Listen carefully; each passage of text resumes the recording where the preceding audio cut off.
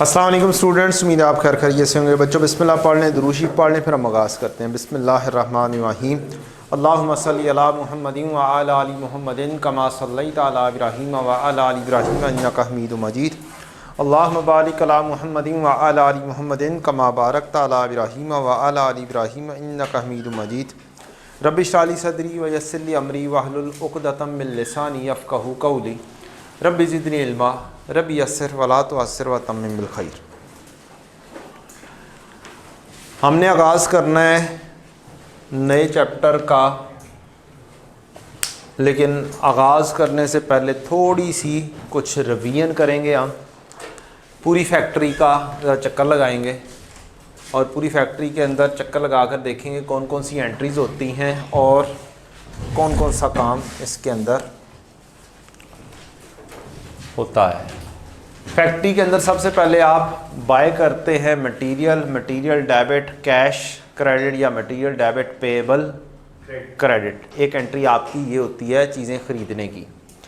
दूसरी आप पेमेंट करते हैं with respect to your payroll debit cash credit, payroll debit या बैंक क्रेडिट। इसके अंदर हर किस्म के वर्कर की पेमेंट होती है, ऐसे वर्कर्स जो डायरेक्टली इन्वॉल्व हों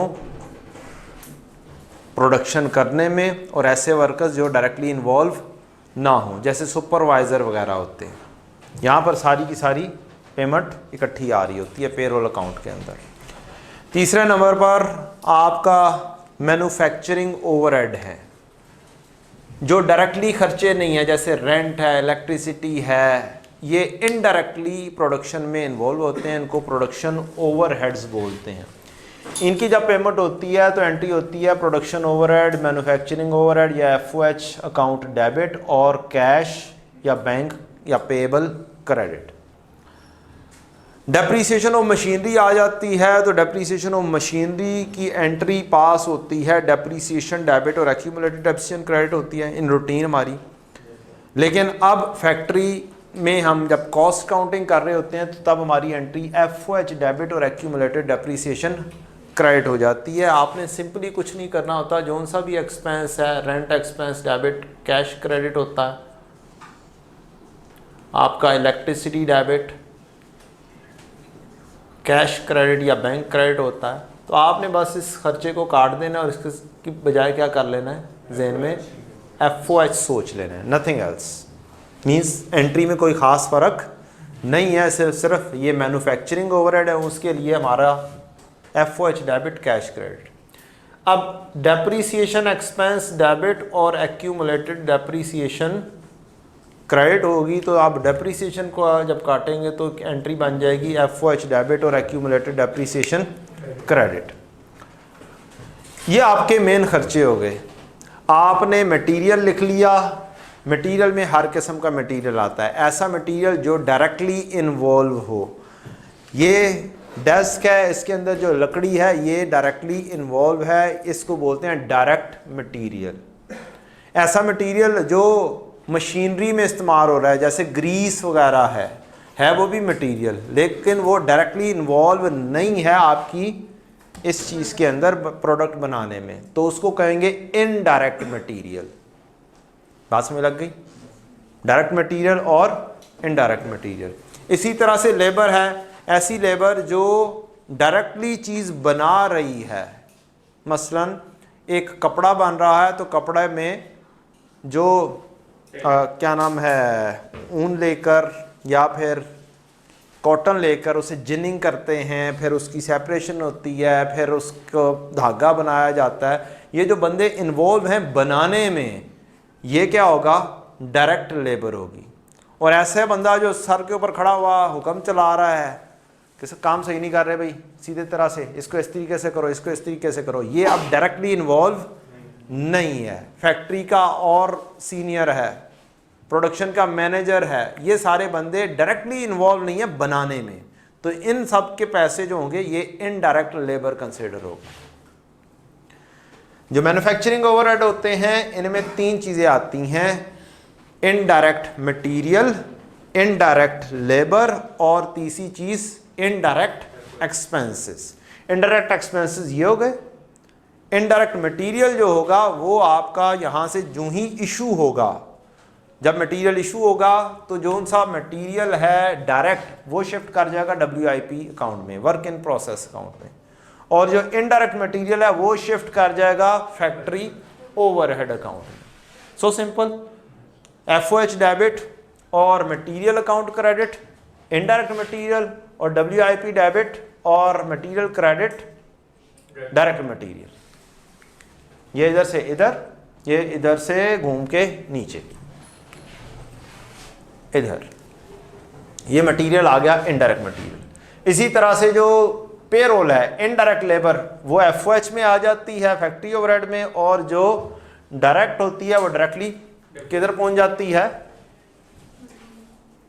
वर्क इन प्रोसेस अकाउंट में। यहां पर हमारे पास डायरेक्ट मटेरियल भी आ जाता है, डायरेक्ट लेबर भी आ जाती है, और जो खर्चे होते हैं इनडायरेक्ट वो कहां पर जमा होते रहते हैं, फैक्ट्री ओवरहेड। फैक्ट्री ओवरहेड हमें 100% पहले से नहीं पता होता। दो किस्म के फैक्ट्री ओवरहेड्स होते हैं, एक वेरिएबल फैक्ट्री ओवरहेड और एक फिक्स फैक्ट्री ओवरहेड। ऐसे खर्चे जो प्रोडक्शन के बढ़ने से या प्रोडक्शन के कम होने से बढ़े या कम हो वो होते हैं वेरिएबल, वेरी करते हैं। और ऐसे खर्चे जो स्टैग्नेंट रहेंगे, कोई चेंज नहीं आएगा, उसको कहेंगे फिक्स्ड फैक्ट्री ओवरहेड्स। तो दो किस्म के खर्चे, एक होता है वेरिएबल और एक होता है फिक्स्ड। जो तो वेरिएबल होता है वो प्रोडक्शन के साथ साथ पता चलता रहता है आपको कि ये आपकी प्रोडक्शन बढ़ी है तो ये आपके खर्चे भी बढ़ गए हैं, कुछ चीज़ों का, और कुछ चीज़ों का नहीं पता होता। मसलन इलेक्ट्रिसिटी है, आप पूरा महीना काम करते रहते हैं, चीज़ें लगती रहती हैं, खर्चा होता रहता है, आपको पता कब चलता है, जब एकदम से वापडा वाले बिल भेज देते हैं और पता चलता है एकदम से आपको यूनिट का रेट क्या लग गया, हाई लग गया, क्योंकि वो हायर स्लैब में चला गया, तो उसका नहीं पता होता। फिक्स का पता होगा कुछ चीज़ों का, जैसे रेंट है उसका पता है, इंश्योरेंस है उसका पता है, आपको पहले से पे कर दी हुई है। तो कुछ चीज़ों का जब नहीं पता होगा, आप प्रोडक्ट बना रहे हैं, आपने करनी है प्राइसिंग, फ्यूचर में क्या करनी है, आपने प्राइसिंग करनी है। तो फिर जब एक खर्चे का आपको पता नहीं है, आपको अपनी कॉस्ट का नहीं पता, आप किस तरीके से सही प्राइस चूज कर लेंगे, आप क्या करते हैं, अपनी हिस्ट्री के मुताबिक हिस्टोरिकली जज करते हैं कि हमारा अंदाज़ा ये है कि हमारे खर्चे इतने हो जाएंगे इस पूरे महीने के या इस पूरे साल के, जिस भी टाइमलाइन पे आप काम कर रहे हो, उसकी बेसिस के ऊपर आप करते हैं एस्टीमेट, और एस्टीमेटेड बेसिस पर प्रोडक्ट का पार्ट बना देते हैं किसको, फैक्ट्री ओवरहेड्स को।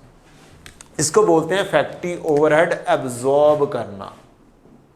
क्या करना, फैक्ट्री ओवरहेड को एब्जॉर्ब करना।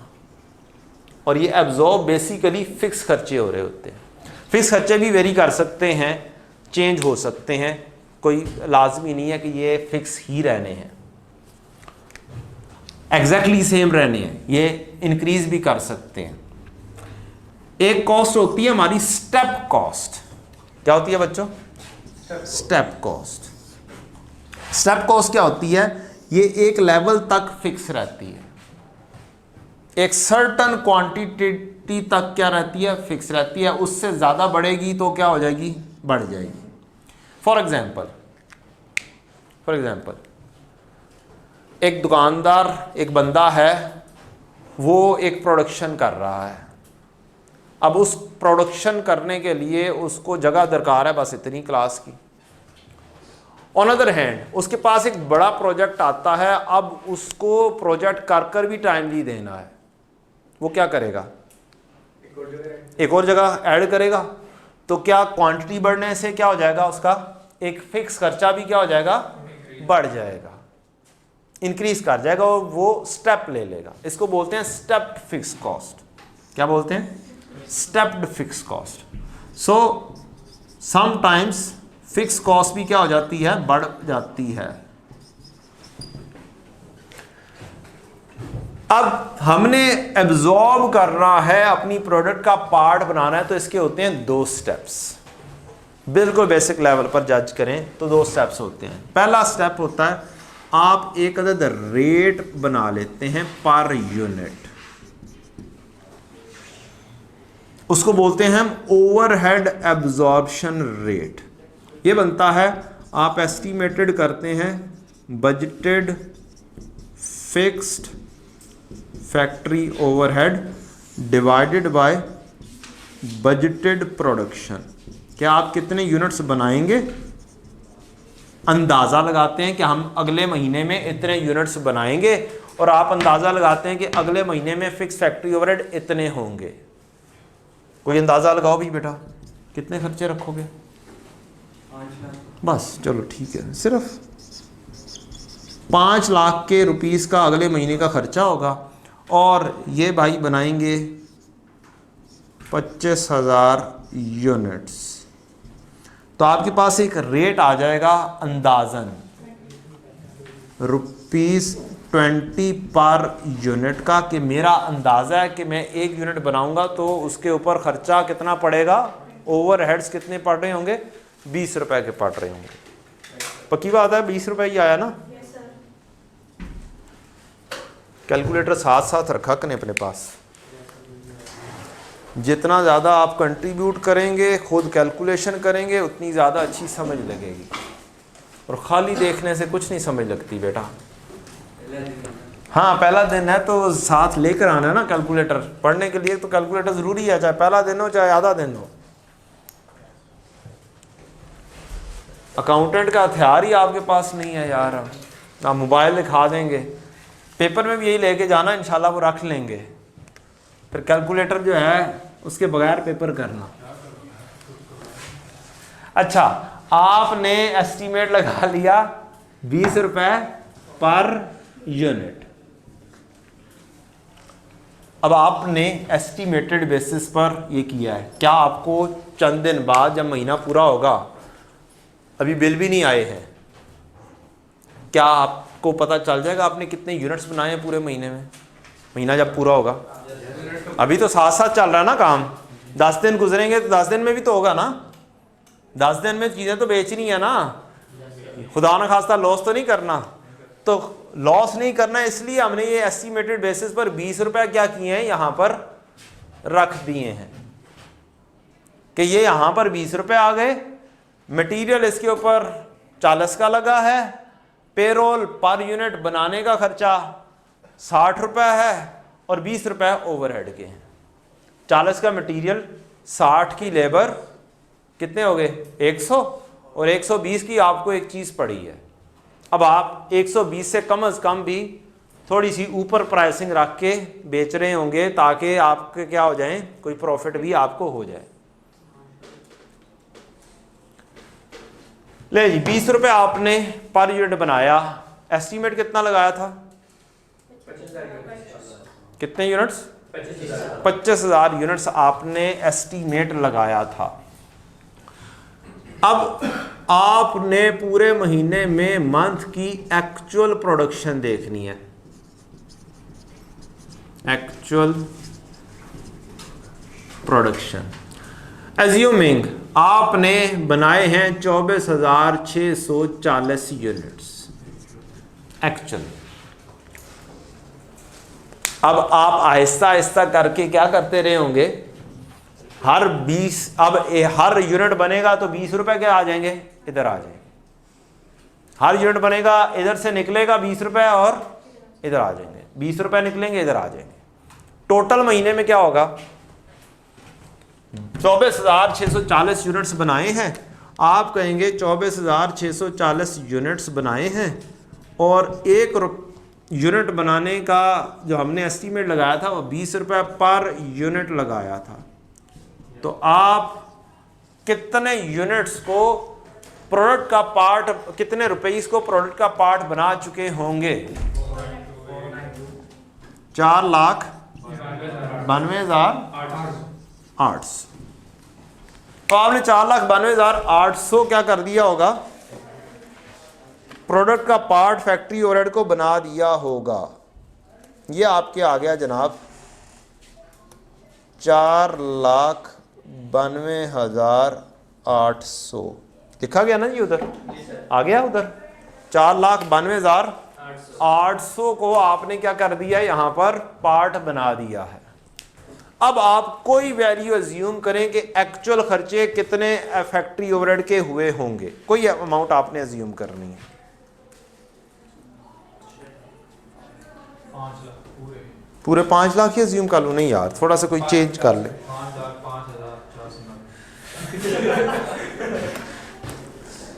5 लाख को तो ही औखा मसला होना है। 5,05,490 लें जी।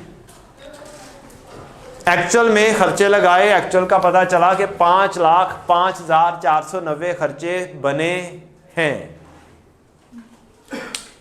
मैं सिर्फ किसकी बात कर रहा हूं?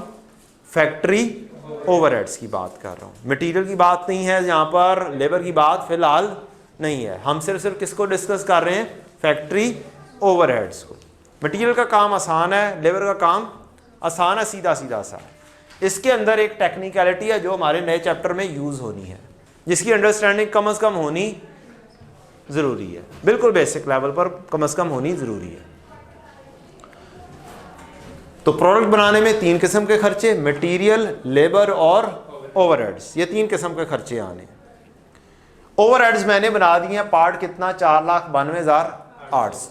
एक्चुअल खर्चा मेरा कितना हो गया? अच्छा, अब एक आम जनरल बिल्कुल सोचें कि मैंने प्रोडक्ट का पार्ट कम बनाया या ज्यादा बनाया? कम बनाया। कम बनाया ना, एक्चुअल में खर्चा ज्यादा हो गया। पहले थोड़ी सी आगे चलते हैं, कहानी को आगे लेके जाते हैं। चीजें प्रोडक्शन डिपार्टमेंट में बनती हैं, यहां पर खर्चा इकट्ठा होता है, मटेरियल का, लेबर का, और ओवरहेड एब्जॉर्ब करते हैं हम। क्या करते हैं? एक्चुअल नहीं लेकर आते, क्या करते हैं? साथ साथ एब्जॉर्ब करते हैं, पार्ट बनाते हैं। अब जब ये चीजें बनेंगी तो ये 40 रुपए एक यूनिट का मटेरियल, 60 रुपए की लेबर और 20 रुपए का क्या होगा? ओवरहेड। ये निकल कर किधर आएगा? ये बन जाएगा और ये फिनिश प्रोडक्ट में चला जाएगा, कॉस्ट फिनिश गुड में। चीजें बनकर आएंगी तो एंट्री क्या बन जाएगी? WIP क्रेडिट और फिनिश गुड डेबिट। इधर से मूव कर गई नई जगह पर। अब फिनिश गुड के स्टोर में जाके ये चीजें रखी गई हैं। और बचपन में हम पढ़ा करते थे, एटलीस्ट PRC के अंदर, ये सारा प्रोसेस। कम से कम मुझे इतना पता है कि PRC सबने की हुई है और यही चीज़ PRC में सबने पढ़ी हुई है। बस कॉन्सेप्ट थोड़ा सा कम, थोड़ा सा ज़्यादा मैन्युफैक्चरिंग के चैप्टर में। सर पता नहीं अरसा हुआ किए हुए, लिहाजा हम तो भूल गए, तो अब तो मैं करवा ही रहा हूँ ना। चीज़ें जब बिकेंगी तो एंट्री पास होती है परपेचुअल सिस्टम में एक, वो क्या तो बोले जी?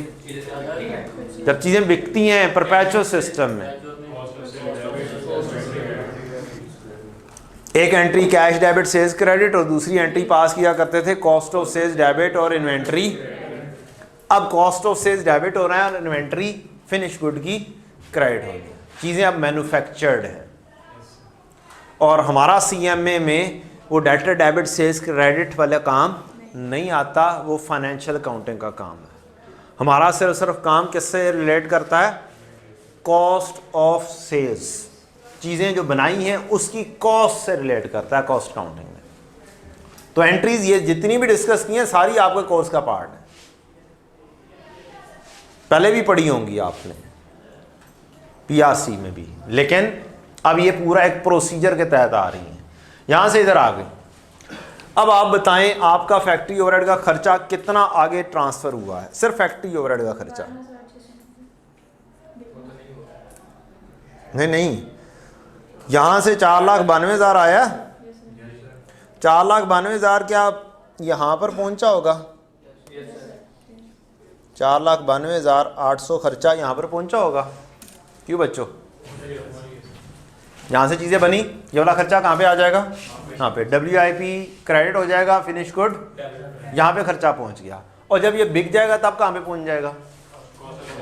कॉस्ट ऑफ सेल्स में पहुँच जाएगा, 4,92,800। अब आप खुद सोचकर बताएं, क्या ये खर्चा एक्चुअल में इतना ही हुआ है या कम हुआ है, ज़्यादा हुआ है? एक्चुअल में खर्चा क्या हुआ है? ज़्यादा हुआ है। और मैंने ट्रांसफ़र कितना किया है? यहाँ से मैंने 4,92,800 यहाँ से ट्रांसफ़र किया है। एक्चुअल में खर्चा मेरा कितना है?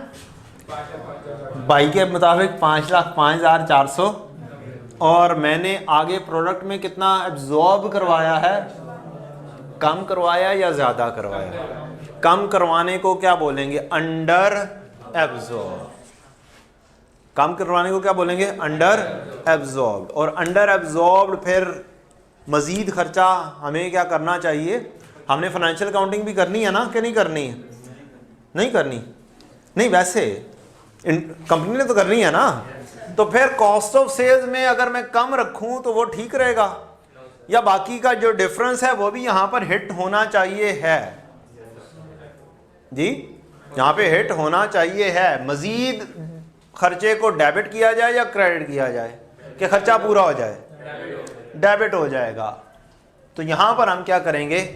अंडर एब्जॉर्ब की एंट्री को डेबिट करेंगे, डिफरेंस लेंगे 4,92,800।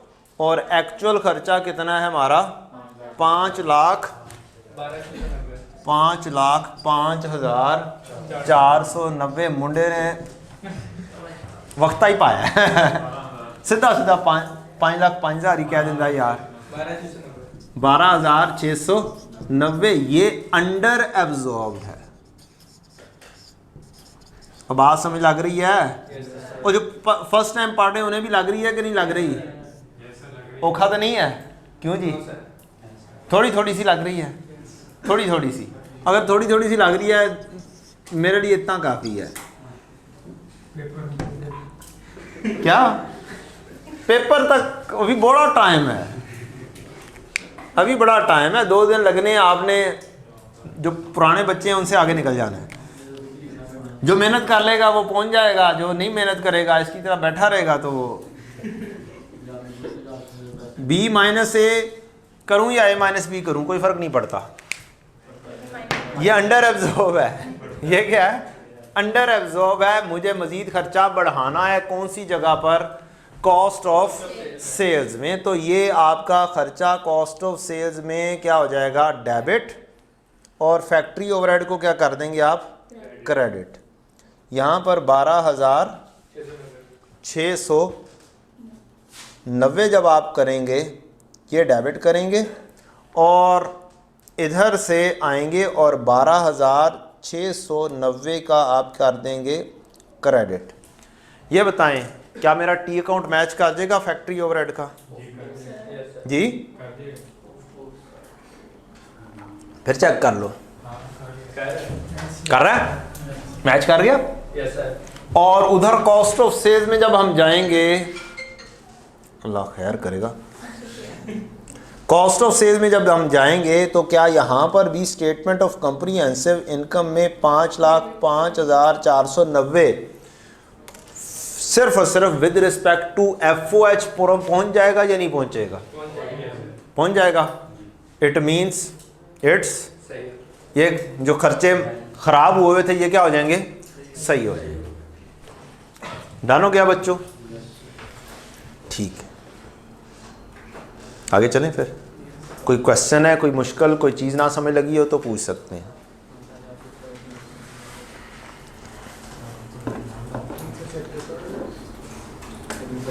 अभी नहीं ना पता चला कौन सा चैप्टर पढ़ रहे हैं? अभी तो मैं PRC का मैन्युफैक्चरिंग रिवाइज करवा रहा हूँ आपको। मैंने नाम लेना ही नहीं है कि मैंने ये चीज़ पहले पढ़ाई है, मैं तो PRC पढ़ा रहा हूँ। जी बेटा, ये ट्रेडिंग अकाउंट में जाएगा definitely. Sale less cost of sales. Sir ये जो एस्टिमेट निकाल रहे हैं कौन सी टाइम पे भेज रहे हैं तो गलत प्राइस पे भेज रहे हैं ना, तो लास्ट भी तो आ सकता लॉस भी आ सकता है, डेफिनेटली लॉस आ सकता है, पॉसिबल है, लेकिन हमने क्वेश्चन यही तो रखा है। अगर मैं ये वाला खर्चा शामिल ही ना करता फिर क्या होना था, मटेरियल लेबर का तो पता होना था। नहीं सर, ये तो एस्टिमेशन ऑन प्राइस से कर रहे हैं ना सर। हाँ, प्राइसिंग के लिए। फॉर एग्जांपल एक मंथ के स्टार्ट पे कर रहे हैं तो उस टाइम पे जो प्राइस हम निकाल रहे हैं वो गलत, और हम प्रोडक्ट बेच रहे हैं। वैसे कभी पठान ऐसा काम करते तो नहीं है, वो लॉस पे नहीं बेचते। यही तो सोच रहा हूँ मैं, यहाँ भी क्यों ना आता है। नहीं आ रहा, कोई लॉस नहीं आ रहा। किधर लॉस आ रहा है? अभी सेल की तो प्राइस रखी नहीं आपने, सेल की प्राइस डेफिनेटली इससे हाई रखेंगे आप। पर यूनिट कॉस्ट निकल आई बेटा। कॉस्ट तो गलत आ रही है ना सर। किसने कहा गलत आ रही है? सही तो हो गई सर, ये तो महीने के आखिर में सही हो गई ना स्टार्ट। कितना फर्क आया? ये कम है, ये कम है, 12,690 रुपए हैं, मिलियंस तो नहीं है, कम है। पास में लग गई है जी।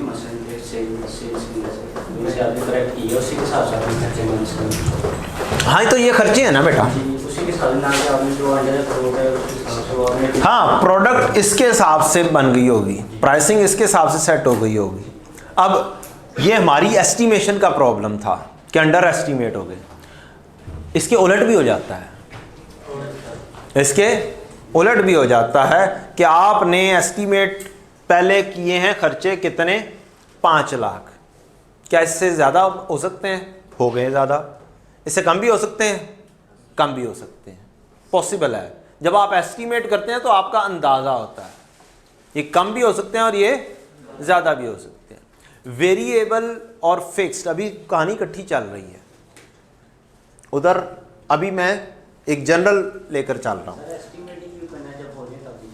जी। यार पहले 5 दिनों के अंदर आपने सेल प्राइसिंग डिटरमिन करनी, खर्चों का महीने के एंड क्या, अगले महीने के 10 तारीख को पता चलना है। बिजली का बिल आ जाता है क्या? पूरा महीना आपने बिजली चलानी है, आपने प्रोडक्शन करनी है, स्लैब रेट का पता नहीं कौन सा लग जाना है। तो हो सकता है स्लैब रेट बचत हो जाए, आखिरी यूनिट चढ़ने से पहले तक का हो, आपको खर्चा कम पड़ेगा। 2 यूनिट्स ऊपर चले जाएं, खर्चा कहीं का कहीं पर चला जाएगा। तो आपको नहीं पता कम है या ज़्यादा होना है। तो आप फिर ऐसी सूरत में क्या कर सकते हैं, अपने आप को सेव कर सकते हैं एस्टिमेटेड बेसिस के ऊपर ही। और बिजनेस में प्रॉफिट लॉस डेफिनेटली होते रहते हैं बेटा, सारे बिजनेसेस प्रॉफिट पे तो नहीं चलते हैं। अब एक आम दुकानदार है, उसका नहीं इतना हिसाब अच्छा है तो ही तो लॉसेस कर बैठता है, तो ही तो वो खर्चों को एस्टिमेट ही नहीं करता। वो सिर्फ देखता है मेरा मटेरियल कितना लगा, और ज़्यादातर लेबर को देखता है मेरी लेबर कितनी लगनी है। तो वो क्या करता है, कोई ना कोई प्राइस दे देता है, और उसके साथ कंपेटिटर भी बैठा हुआ, वो भी इसी तरह का काम करने को चल रहा है। तो अल्टीमेटली समटाइम्स लॉस भी कर बैठते हैं। लें जी, अब आ जाते हैं हम अपने अगले चैप्टर के नज़दीक। हाँ, अगले चैप्टर से मुराद है बेसिक कॉन्सेप्ट नहीं, एक चीज़ रहती है इसमें। अभी कोई भी नहीं चैप्टर हुआ, अभी स्टार्ट है, अभी आपका स्टार्ट ही है बेटा। अब आपने खर्चों को पार्ट कितने का बनाया हुआ है, 4,92,800। आप एस्टीमेट लगाएं कि आपके खर्चे अब कितने हो गए। अब कोई और बच्चा बोलेगा, बस लें जी, 4,90,000 के एक्चुअल खर्चे हुए, indirect expenses, indirect material, indirect labour के एक्चुअल 490 हुए। अब खर्चा गया कितना होगा, प्रोडक्ट का पार्ट कितना बना होगा, 4,92,800 ही बना होगा। ज़्यादा बन गया कम बन गया, ज़्यादा बन गया। अब आप वंस अगेन डिफरेंस लेंगे, आपकी स्टेटमेंट ऑफ कंप्रीहेंसिव इनकम में जो बैलेंस जाना चाहिए वो जाना चाहिए 4,90,000 का खर्चा। मटेरियल और लेबर को नहीं मैं कंसिडर कर रहा फ़िलहाल, सिर्फ FOH को समझा रहा हूँ, अंडर या ओवर एब्जॉर्ब समझा रहा हूँ। 492 का खर्चा प्रोडक्ट के ज़रिए पहुंच चुका हुआ है यहाँ पर, और एक्चुअल में बनना चाहिए 490। इसका मतलब है मेरी cost of sales overstate हो रही है, ज़्यादा हो रही है, खर्चे मेरे कम हैं, ओवर एब्जॉर्ब्ड हो गए हैं, ज़्यादा एब्जॉर्ब हो गए हैं। लिहाजा यहाँ से क्या कर दो, गेट आउट बोल दो, यहाँ से कॉस्ट ऑफ सेल्स से निकाल के वापस FOH में फेंक दो। तो FOH डेबिट हो जाएगा, कॉस्ट ऑफ सेल्स क्रेडिट हो जाएगा। 2800 का खर्चा सीधा सीधा सा यहाँ से क्रेडिट हो जाएगा, और यहाँ पर जाकर 2800 का खर्चा डेबिट हो जाएगा और कॉस्ट ऑफ सेल्स क्रेडिट हो जाएगी। तो आपका वंस अगेन FOH का अकाउंट भी क्या हो जाएगा, बराबर हो जाएगा। Any question till now? कोई क्वेश्चन अंडर या ओवर एब्जॉर्ब की किसी को ना समझ लगी हो?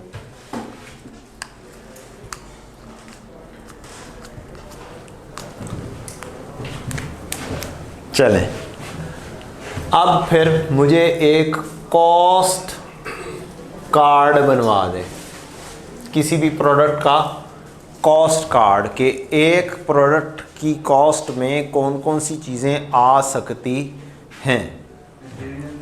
एक आएगा इसके अंदर डायरेक्ट मटेरियल, और एक खर्चा इसमें आएगा डायरेक्ट लेबर का।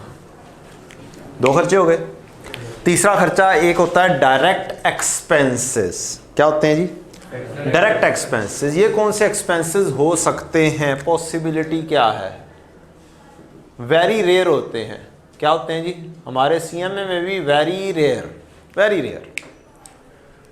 इसकी मिसाल है कि आपने एक स्पेशल चीज़ तैयार करनी है जो आपकी रूटीन से हट के है, आपको के पास उसकी मशीनरी भी अवेलेबल नहीं है, तो आप बजाय इसके कि उसकी हैवी मशीनरी ख़रीदें, आप क्या कर लेते हैं, उसकी मशीनरी रेंट पर लेके अपना शॉर्ट टर्म काम चलाते हैं और बाद में वो चीज़ वापस कर देते हैं। तो इस चीज़ को क्या बोलते हैं? ये खर्चा हुआ है, लेकिन ये directly with respect to the product है, इसलिए इसको बोल लेते हैं डायरेक्ट एक्सपेंस। मैंने एक मिसाल दे दी, रेंट ऑफ मशीनरी, जो कि क्या है, डायरेक्टली रिलेट कर रही है with a product. Special product क्या लें?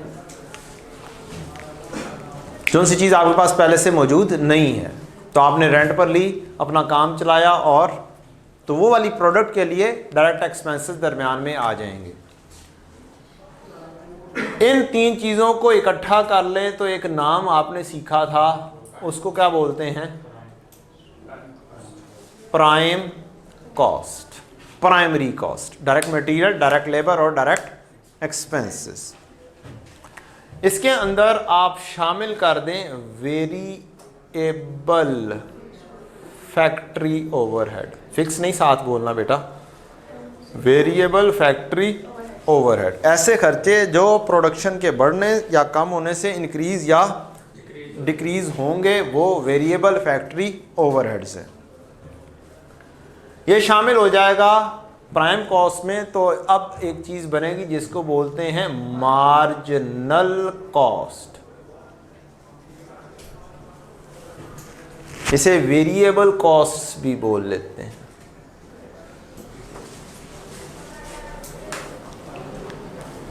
इसके अंदर फिक्स्ड फैक्ट्री ओवरहेड ऐड करेंगे तो आपकी बन जाएगी एब्जॉर्प्शन कॉस्ट।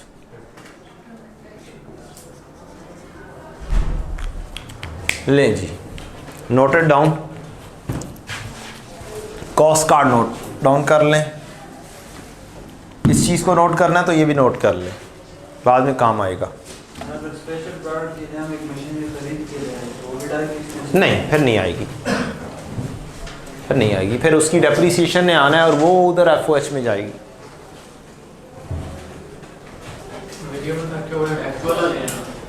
ये एक्चुअल आ जाएंगे, कह सकते हैं।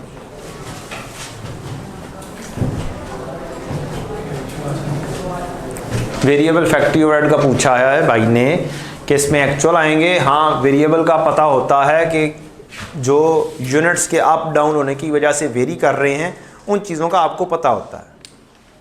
वो एस्टिमेटेड नहीं होते, वो नॉर्मली आपके सामने होते हैं।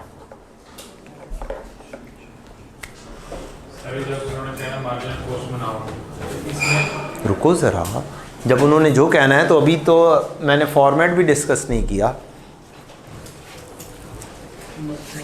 जब वो कहेंगे ना तो सारी चीज़ें पता चल जाएंगी। अभी जो उनसी चीज़ नोट करवाई है उससे रिलेटेड कोई क्वेरी है तो पूछें। हाँ हाँ पूछें। सर मेरी एफएल जो है सर, ये आपका एक्चुअल लेना है सर। जब हम ऑब्जर्व करेंगे तो वो जो डिफरेंस आता है, उसी का कह रहा हूँ। रुको ज़रा, सब्र करो, करवाऊंगा ना, सब कुछ करवाऊंगा ना। अभी तो कुछ भी नहीं किया है, इसीलिए मैंने पहले रोक दिया था कि रुको ज़रा, सब्र कर लो।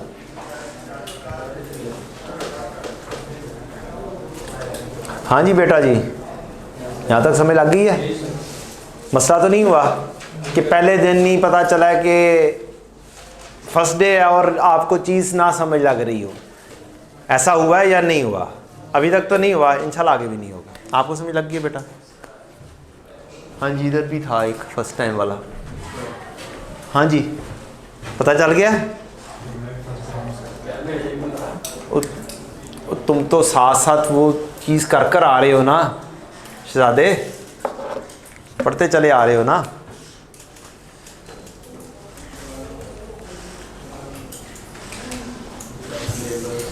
ये नोट कर लेंगे तो बता दीजिएगा।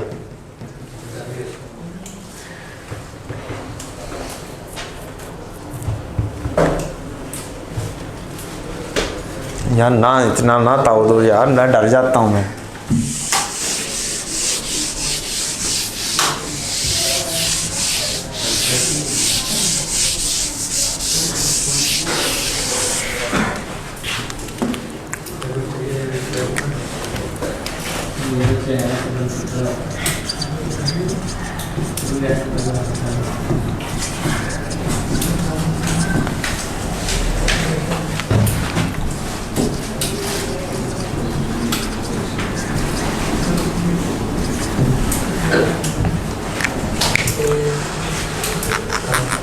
जी इसको मैन्युफैक्चरिंग कॉस्ट भी दे सकते हैं जी, मैन्युफैक्चरिंग कॉस्ट भी दे सकते हैं। मैन्युफैक्चरिंग कॉस्ट ना लिखें तो बेहतर है। Cost card means per unit cost. एक यूनिट की कॉस्ट आपने बनानी है, दो किस्म की। डेफिनेटली ये मैन्युफैक्चरिंग कॉस्ट ही है और तो कुछ नहीं है, एक चीज़ बनाने की कॉस्ट ही है। अब दो तरीके से आपने देखना है। सबसे पहले क्या देखते हैं? एब्जॉर्प्शन कॉस्टिंग देखते हैं। बच्चे ने कहा ठीक है, तो मैंने भी कहा ठीक है। एब्जॉर्प्शन कॉस्टिंग इस चैप्टर के अंदर आपको प्रॉफिट एंड लॉस है समझने बनाना होता है। क्या बनाना है? प्रॉफिट एंड लॉस बनाना है। दो तरह की कॉस्टिंग सिस्टम है, एक एब्जॉर्प्शन कॉस्टिंग और एक मार्जिनल कॉस्टिंग। एब्जॉर्प्शन कॉस्टिंग में फिक्स्ड कॉस्ट को प्रोडक्ट का पार्ट बनाया जाता है। लिख लें अपने पास। एब्जॉर्प्शन कॉस्टिंग में, इन एब्जॉर्प्शन कॉस्टिंग, जिससे भी नहीं लेकर आया यार, कल से ऐसा ना हो। बैग नहीं है यार, ज़्यादा बच्चा मिला है मुझे।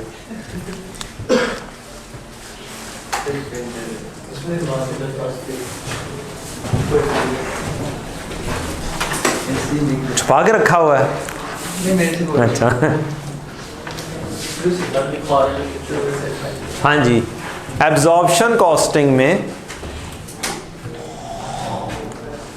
एब्जॉर्प्शन कॉस्टिंग में फिक्स्ड कॉस्ट को प्रोडक्ट का पार्ट बनाया जाता है।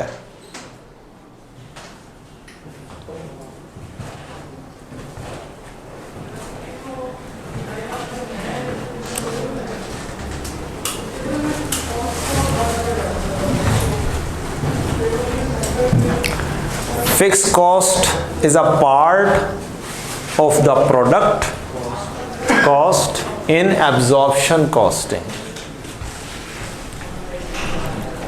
On other hand, in marginal costing,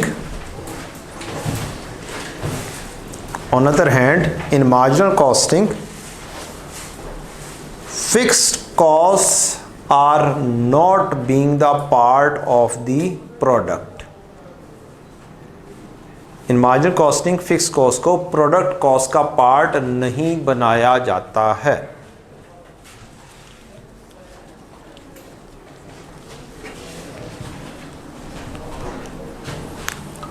चलें जी, एब्जॉर्प्शन कॉस्टिंग से स्टार्ट करते हैं। तो आपने इनकम स्टेटमेंट बनानी है। क्या बनानी है? इनकम स्टेटमेंट बनानी है। तो आप क्या करेंगे? सबसे पहले क्या लिखेंगे? सेल। क्या लिखेंगे? सेल्स। सेल्स में से लेस कर देंगे आप कॉस्ट ऑफ सेल्स। क्या कर देंगे? लेस कर देंगे कॉस्ट ऑफ सेल्स। एक मिनट जी, ज़रा यार रोकना ज़रा जी। Sale cost of sales, cost of sales में आपके आएगा ओपनिंग स्टॉक। किसका आएगा? यहाँ पे कौन सी चीज़ लेकर जाते हैं? कहाँ से आता है ये? कॉस्ट ऑफ सेल्स में वैल्यू कहाँ से जाती है? फिनिश गुड से जाती है। फिनिश गुड में कौन कौन सी चीज़ कॉस्ट ऑफ सेल्स में जा रही है? कैसे बन के जा रही है cost of sales? Opening stock. ये है प्रोडक्शन कॉस्ट। ये क्या है? Production cost. प्रोडक्शन कॉस्ट के अंदर वेरिएबल कॉस्ट भी है और फिक्स कॉस्ट भी है। और क्लोजिंग लेस कर देंगे तो हमारे पास क्या चीज़ बन जाएगी? कॉस्ट ऑफ सेल्स बन जाएगी। तो ओपनिंग स्टॉक आप ले लेंगे फिनिश गुड का। इसके अंदर वेरिएबल प्रोडक्शन कॉस्ट अलग से वर्कआउट करेंगे और फिक्स्ड प्रोडक्शन कॉस्ट अलग से। Variable fix, total production cost हो जाएगी। इसमें से लेस कर देंगे अगर आप क्लोजिंग स्टॉक फिनिश गुड का, तो आपके पास क्या चीज़ आ जाएगी? कॉस्ट ऑफ सेल्स वर्कआउट होकर आ जाएगी। ऐसे ही काम किया हुआ बच्चों? अब बोलो, इस कॉस्ट के अंदर क्या क्या कुछ शामिल है? WIP। WIP से चीज़ें आ रही हैं कौन कौन सी? Direct material, direct labour, factory. Variable factory overheads भी आ रहे होंगे और फिक्स फैक्ट्री ओवरहेड्स भी आ रहे होंगे। ये सारा खर्चा किधर जा रहा है? फिनिश गुड में जा रहा है। और फिनिश गुड के अंदर 3 किस्म के खर्चे। अब हमने अपने इस टॉपिक के हिसाब से भी काम करना ना। मैं जितना ज़्यादा खलारा डालूंगा ना उतना ज़्यादा मुश्किल होगा समेटना। ठीक है? मीन्स मैं यहाँ पर लिख सकता था direct material, direct labour, variable factory overheads, fix factory overhead, separately करके भी लिख सकता था। लेकिन मैं क्या करूँगा? मैं वेरिएबल प्रोडक्शन कॉस्ट इकट्ठी करूँगा। जितनी यूनिट्स बनाए हैं एक यूनिट की पर यूनिट कॉस्ट बनाऊँगा। यहाँ पर मेरे पास आ चुकी होगी variable cost per unit. Sir इस वेरिएबल कॉस्ट में डायरेक्ट मटेरियल, डायरेक्ट हर चीज शामिल होगी। हाँ ये देखो ना, ये सारा कुछ शामिल किया कि नहीं किया? ये वेरिएबल कॉस्ट, ये फिक्स कॉस्ट, ये वेरिएबल कॉस्ट।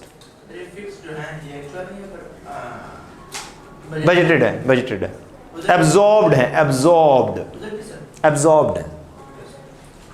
जो जो काम किया हुआ जैसे जैसे किया वैसे ही करवा रहा हूँ, एब्जॉर्ब्ड। ले जी, ये क्या चीज आएगी? Cost of sales. अब ये कॉस्ट ऑफ सेल्स क्या सही वाली होगी या नहीं सही वाली होगी? Now question is this. अभी आप लेकर आए हैं, क्या कौन से खर्चे आ रहे हैं? एब्जॉर्ब्ड वाले आ रहे हैं। कौन से खर्चे आ रहे हैं? एब्जॉर्ब्ड वाले यहां पर पहुंच रहे हैं।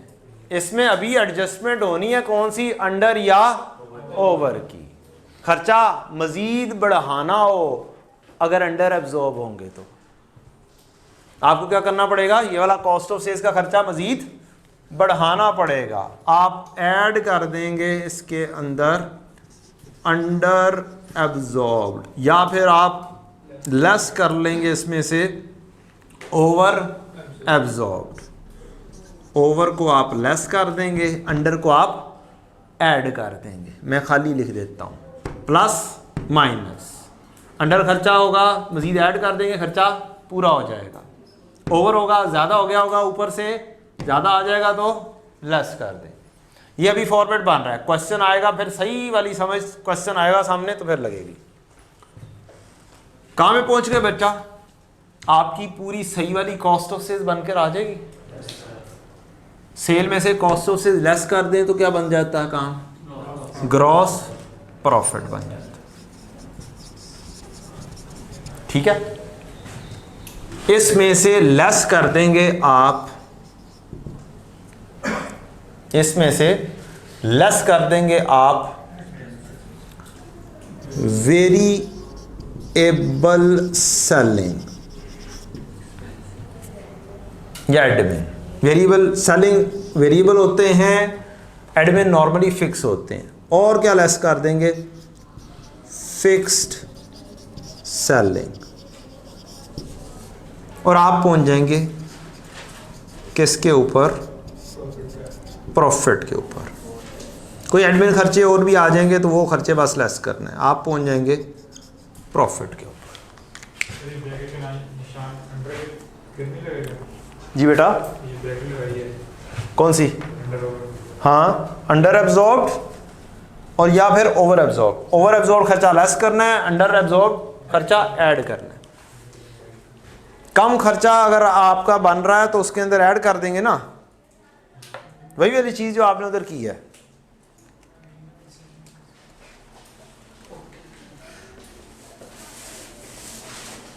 सर ये जो अंडर या ओवर एब्जॉर्ब आएंगे, ये अपोर्शनमेंट करके जाएंगे क्या, अपोर्शनमेंट होगी किस चीज की अपोर्शनमेंट? सर कुछ चीजें ऐसी हैं जो एचओएच में हैं।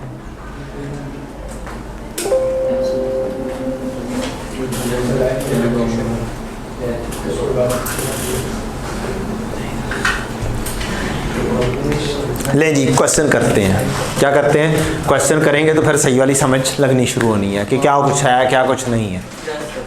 फॉर्मेट मैंने अभी सिर्फ किसका बनाया है, एब्जॉर्ब्ड का बनाया है। Mamu ji limited makes and sell a single product, selling price per unit कितनी है, 150। वेरिएबल कॉस्ट भी पर यूनिट है। डायरेक्ट मटेरियल कितने का, direct labour 25, variable production overhead 10, 70 आ गए। फिक्स ओवरहेड पर यूनिट 50 रुपये। अगर मैं ये 50 रुपये गायब कर दूं तो कोई हर्ज नहीं है। वैसे भी मैं फ़िलहाल नहीं कर रहा, टाइम हमारे पास शॉर्ट है। कैसे कैलकुलेट हुए होंगे, आपका टोटल ये फिक्स प्रोडक्शन ओवरहेड है 1,10,000 पर मंथ। इसको 2200 यूनिट्स नॉर्मल प्रोडक्शन के ऊपर क्या कर देंगे, डिवाइड कर देंगे, तो आपका रेट आ जाएगा 50 रुपये। मीन्स मैं ये गायब भी कर दूं तो you have to work it out yourself. ठीक है, लेकिन अभी कैलकुलेट होकर मिल रहा है तो हम इसको एज इट इज रहने देंगे। इसको मैं अपनी क्या नाम, मैं पेज के ऊपर लाजमी तौर पर लेकर आऊँगा, चाहे मुझे बना हुआ मिल रहा है चाहे बना हुआ नहीं मिल रहा। 99.999% क्या होगा, ये कॉस्ट कार्ड बना हुआ मिलेगा या नहीं बना हुआ मिलेगा, नहीं बना हुआ मिलेगा।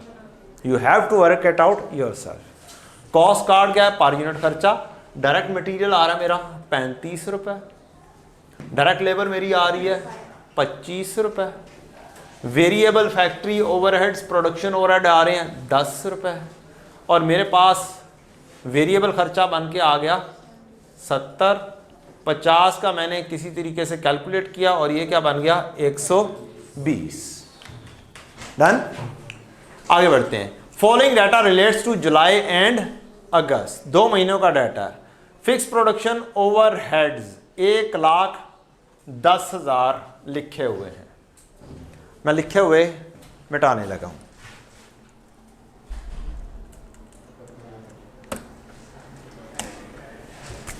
आपको एक फिक्रा लिखवाया था, वो बाकी भी बच्चे लिख लें।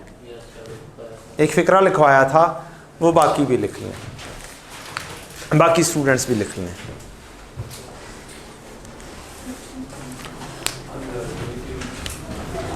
बजटेड फिक्स FOH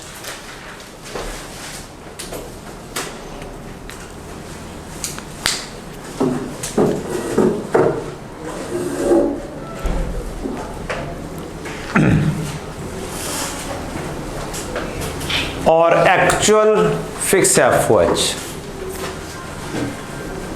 का रिलेशन।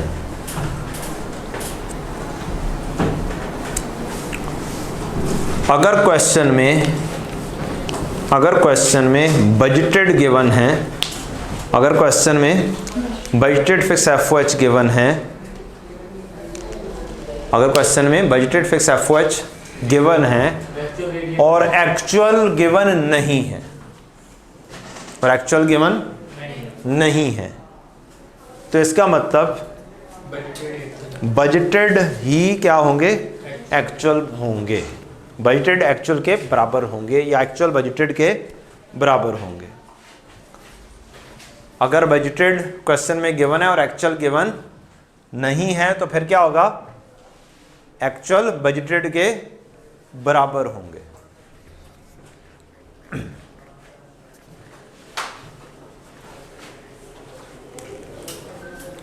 लें जी, हमने प्रोडक्शन कितनी की है,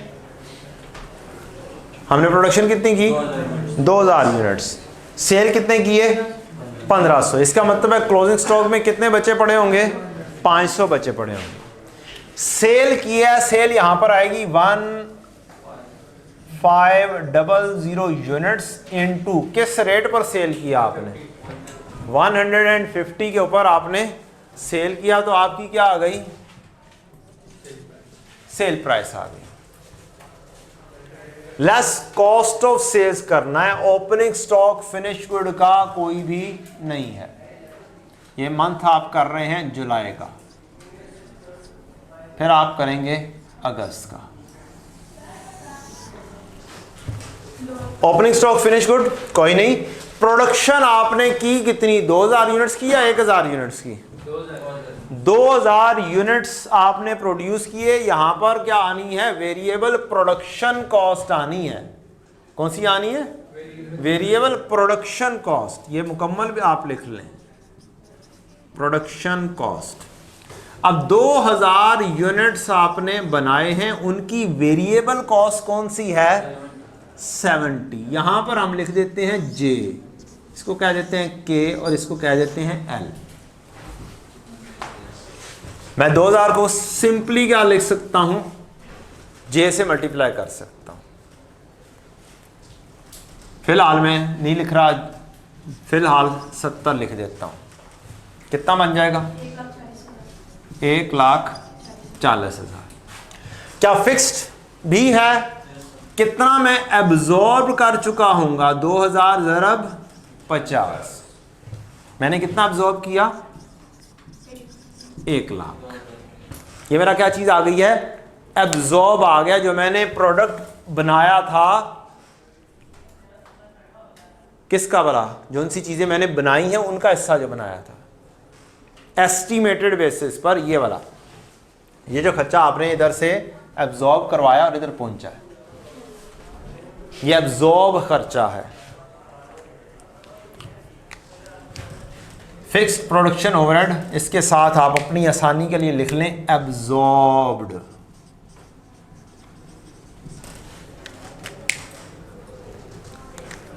मेरे पास कितनी क्लोजिंग में बच गई होंगी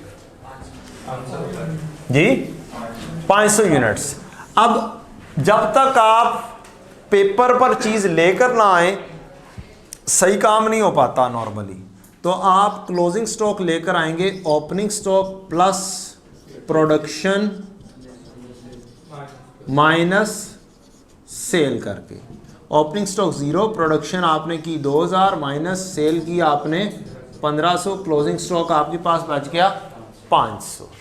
अब ये क्लोजिंग स्टॉक बचा बन गया है कितना, 500 यूनिट्स। अब इस 500 में ये 70 भी है, ये 50 भी है, मींस एब्जॉर्प्शन कॉस्टिंग वाला रेट कौन सा है, 120। आप चुप करके वो जो वर्किंग बनाई हुई है क्रॉस रेफर एल वाला पॉइंट यहां से मल्टीप्लाई कर लेंगे, कितना आ गया बच्चों, 60,000, ये लेस कर दिया। अब इतने हिस्से से क्या आपकी जो कॉस्ट ऑफ सेल्स आई है वो सही वाली आई है या गलत वाली आई है, अभी गलत वाली आई है। आपकी एब्जॉर्ब कितने हुए हैं, 1 लाख, और एक्चुअल में कितने हैं, 1,10,000। एक्चुअल फिक्स एफओएच कितने हैं, 1,10,000, और एब्जॉर्ब कितने किए थे आपने, 1 लाख। पास में लग गई। ये वाली कॉस्ट ऑफ सेल्स बनाए, अनएडजस्टेड कॉस्ट ऑफ सेल्स 1,80,000, ये गलत वाली है। इसके अंदर अंडर या ओवर को क्या करना है, एडजस्ट करना। अब इस टॉपिक के हिसाब से एक छोटा सा जुगाड़ है, छोटी सी क्या है, जुगाड़ है। वैसे तो आपको समझ लग रही है, अंडर है या ओवर है, बोलें जी, अंडर है ना। लाख रुपए एब्जॉर्ब किया, एक्चुअल में खर्चे 1,10 से मींस मजीद खर्चा आपने बढ़ाना है। तो इस टॉपिक के हिसाब से अगर आपने कॉस्ट ऑफ सेल्स में एडजस्टमेंट करनी है तो आप सिंपली अगर एक्चुअल माइनस एब्जॉर्ब्ड कर देते हैं तो आपका जो आंसर आएगा एग्जैक्ट वही आ जाएगा। एक्चुअल में 1,10,000 हैं और एब्जॉर्ब यहाँ पर है, यहाँ पर वर्किंग कर चुके हुए हैं, टेंशन नहीं लेनी है, यहाँ पे वर्किंग कर चुके हुए हैं। इसको मैं नाम दे देता हूँ JKLM, और आप लिख देंगे 1 लाख की वर्किंग कहाँ पर की हुई है, हमने M में की हुई है। एक्चुअल माइनस एब्जॉर्ब 10,000, मजीद खर्चा क्या करना है, बढ़ाना है। तो मेरी कॉस्ट ऑफ सेल्स कितनी हो जाएगी, 1,90,000, 1,90,000। ये मेरी क्या चीज़ आ जाएगी बेटा, कॉस्ट ऑफ सेल्स, सही वाली cost of sales.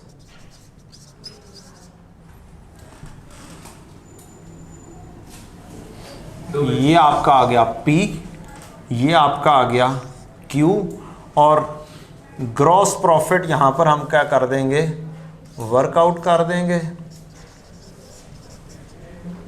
P minus Q करके। ये वाली क्या आई है, 2,25,000। 35,000 का क्या आ गया आपके पास, ग्रॉस प्रॉफिट आ गया।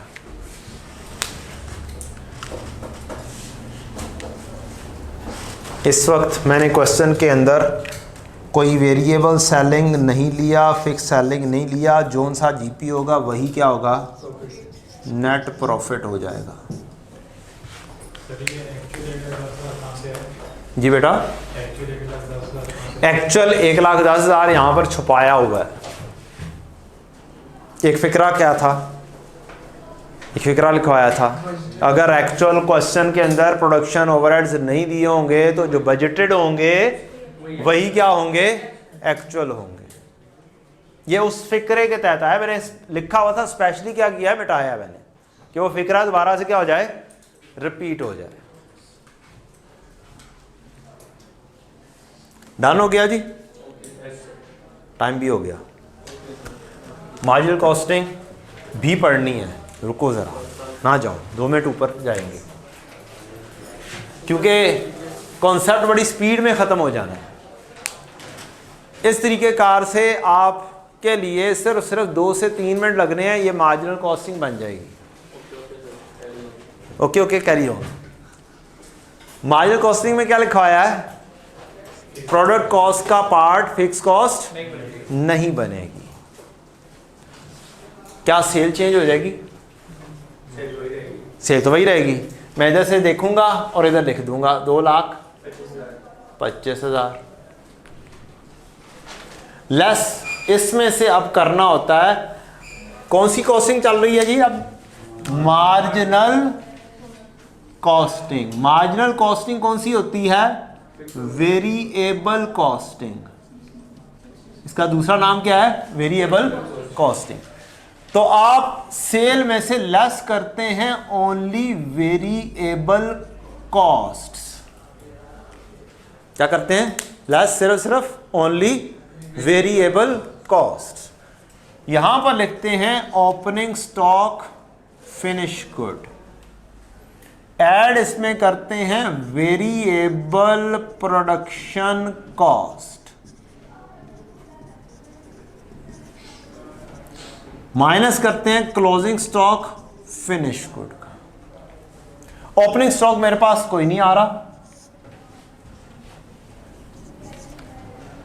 जो मेरी वेरिएबल प्रोडक्शन कॉस्ट है वो मैं ऑलरेडी यहां पर वर्कआउट कर चुका हूं। इसी को उठाऊंगा, यहां पे लिख दूंगा 1,40,000।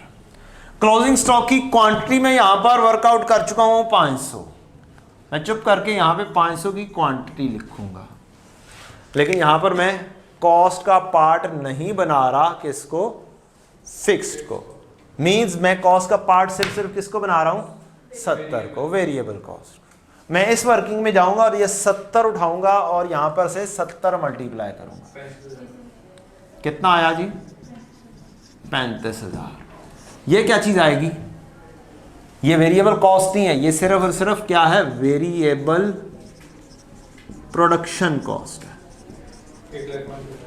1,05,000। इस वेरिएबल प्रोडक्शन कॉस्ट में मैं ऐड करूंगा वेरिएबल सेलिंग कॉस्ट, जो कि इस वक्त क्वेश्चन में नहीं है, लेकिन फॉर्मेट तो पूरा करवाना है ना कि वेरिएबल कॉस्ट सारी इकट्ठी हो जाए। तो मेरी टोटल वेरिएबल कॉस्ट कितनी हो जाएगी? 1,05,000।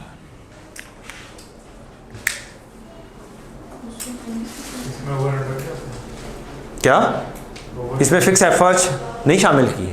प्रोडक्ट का पार्ट नहीं बनाने, किसमें? Marginal costing.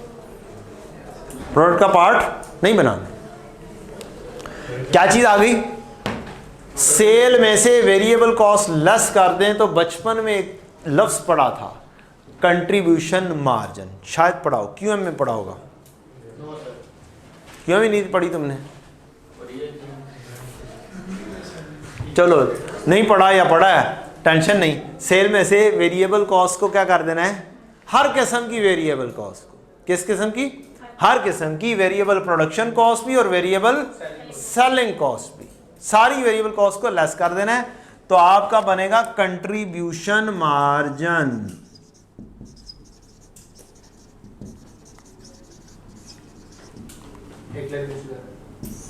ये P है, ये Q है, ये R कह देते हैं। P में से R निकाल दें, 2,25 में से 1,5, 1,20,000। इसमें से लेस कर देते होते हैं हम फिक्स्ड कॉस्ट, जितनी भी आ रही हैं एक्चुअल वाली। कौन सी लेस करते हैं? दो किस्म की खर्चे होंगे, एक फिक्स्ड प्रोडक्शन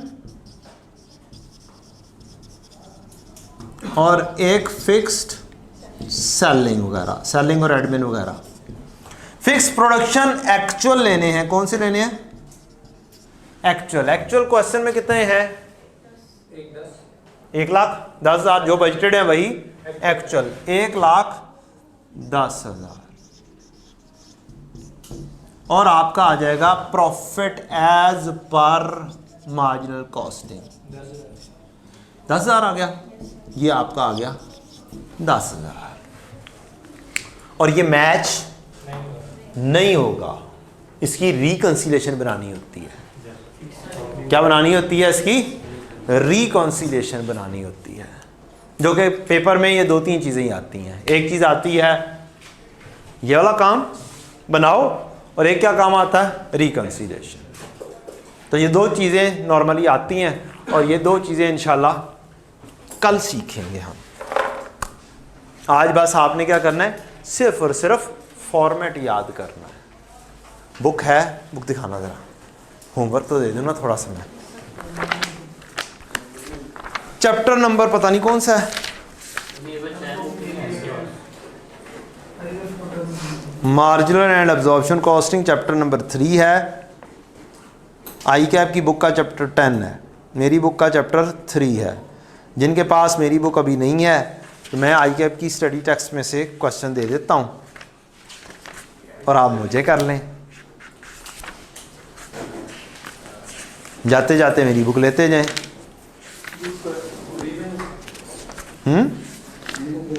ये मैनेजमेंट को पता होगा फ्री में देते हैं कि मुफ्त में देते हैं या पैसे लेकर देते हैं।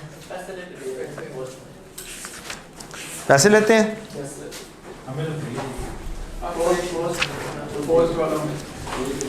अच्छा जी, मैंने आपको क्वेश्चन करवाया है कौन से वाला,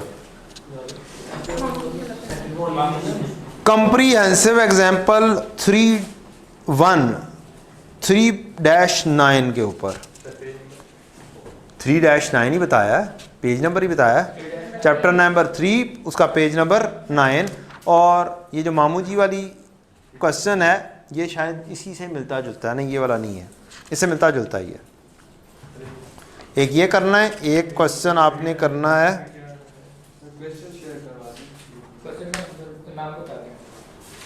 ठीक है मैं नाम बता देता हूँ। यार सर 1 मिनट सब्र करो,